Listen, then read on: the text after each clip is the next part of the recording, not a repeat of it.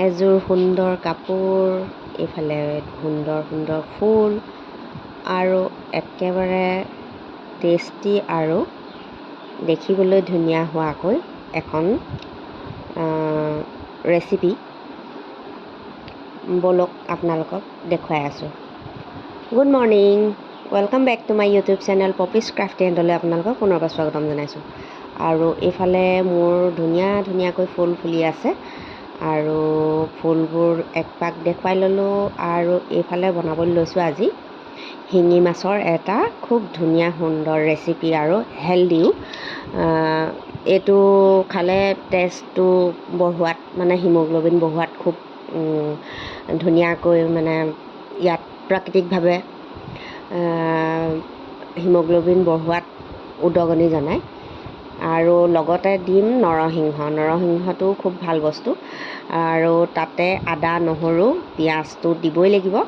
আৰু কেনেধৰণে বনাওঁ সেইটো আপোনালোকক অলপ ইউনিক ষ্টাইলত বনাম, তাকে আপোনালোকক দেখুৱাওঁ, চাই থাকিব। আলুটো ফ্ৰাই কৰি ল'লোঁ, সেয়া দেখিয়ে আছে, আৰু দেখুৱাই ল'লোঁ। আলুখিনি ফ্ৰাই কৰি ল'লোঁ আৰু এইফালে ডাঙৰকৈ কাটি থোৱা পিঁয়াজ আদা নহৰু সেইখিনি তাতে ফ্ৰাই কৰি লোৱা তেলতে অকণমান গৰম কৰি লৈছোঁ লেটু সেটু হোৱালৈকে। আৰু এতিয়া ধুই থোৱা নৰসিংহ পাতকেইখিলাও তাতে কেৰাহীটোতে গৰম কৰি লৈছোঁ সেইকণ তেলতে। মাছটো যিহেতু ফ্ৰাই কৰি থোৱা হৈছে, আৰু বাকী কেনেধৰণে কৰোঁ সেইখিনি চাবৰ কাৰণে আপোনালোকে ভিডিঅ'টো মোৰ সম্পূৰ্ণকৈ অকণো স্কিপ নকৰাকৈ চাব লাগিব। আৰু এতিয়া অকণমান ঢাকি দিলোঁ কোমল হোৱালৈকে। আৰু কোমল হোৱাৰ পিছত এতিয়া আকৌ এবাৰ খুচৰি দিছোঁ আৰু এইখিনি কাঢ়ি ল'ম। কাঢ়ি লৈ পেলাই এইখিনি অলপ ঠাণ্ডা হ'বলৈ দিম। আৰু ঠাণ্ডা হোৱাৰ পাছতেই এইফালে মই এতিয়া মিক্সিত মাৰি পেলাই এইখিনি একেবাৰে পেষ্ট বনাই ল'ম।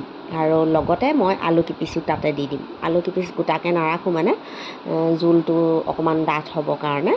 আৰু তাত অকণমান পানী দি দিছোঁ। এতিয়া সেইখিনি কৰা হৈ গ'ল। আৰু এইফালে দেখিছে শিঙি মাছ ফ্ৰাই কৰি থোৱা আছে। আকৌ অলপ পিঁয়াজ লৈছোঁ। পিঁয়াজখিনি লোৱাৰ পাছত এইফালে পেষ্টটো বহুত ডাঠ হৈ আছে। আৰু কেৰাহী এখনত এতিয়া গৰম কৰি ল'ব লাগিব তেল। আৰু তাত দিবৰ কাৰণে জালুকৰ গুটি কেইটামানো দি দিছোঁ। চেণ্টটো ভাল ওলায় আৰু জালুকটো এনেও খাব লাগে। শিঙি মাছত দিলে মানে চেণ্টটো অলপ ভাল ওলায়। শিঙি মাছ বুলি নহয়, যিকোনো হেৰিতে মছলা হিচাপত ব্যৱহাৰ কৰিব পাৰি জালুকটো। আৰু এতিয়া হালধি অকণমান দি দিলোঁ পিঁয়াজখিনি আকৌ তেল মাৰিবৰ বাবে। তাৰপিছত তাতে নিমখ অলপো দি দিছোঁ। আৰু নিমখটো আপোনালোকে নিজৰ সোৱাদ অনুসৰি দিব। আৰু এতিয়া তাতে পেষ্ট বনাই থোৱা যিখিনি আছিলে বস্তুখিনিতো আপোনালোকে দেখিছিলে কি বনাইছিলোঁ পেষ্টটো।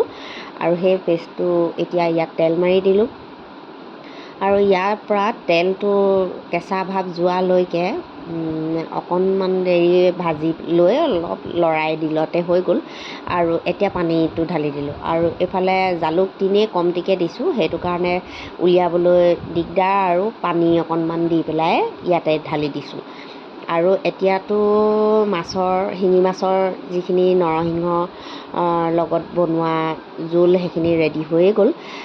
ইয়াত এতিয়া মাত্ৰ এড কৰিবৰ কাৰণে আছে মাছ ফ্ৰাই কৰি থোৱা মাছখিনি দিবলৈ আছে। আৰু এতিয়া মাছখিনি দি দিলোঁ। মাছখিনি দি এটা উতল অহাৰ পাছতে এইখিনি ৰেডি হৈ যাব। আৰু মোৰ ছোৱালীৰ আচলতে হিমোগ্ল'বিনটো তেনেই কম আছিলে, আৰু এইখিনি মাজে মাজে তাইক খুৱাই থাকিবলগীয়া হৈছে শিঙি মাছ বিচাৰি। আৰু সেয়েহে ভাবিলোঁ আপোনালোকৰ আগতো অৱগত কৰি দিওঁ যে শিঙি মাছটো খোৱালে বহুত ভাল। আৰু এনেধৰণে নৰসিংহ মিলাই খোৱালেতো বেছিয়েই ভাল।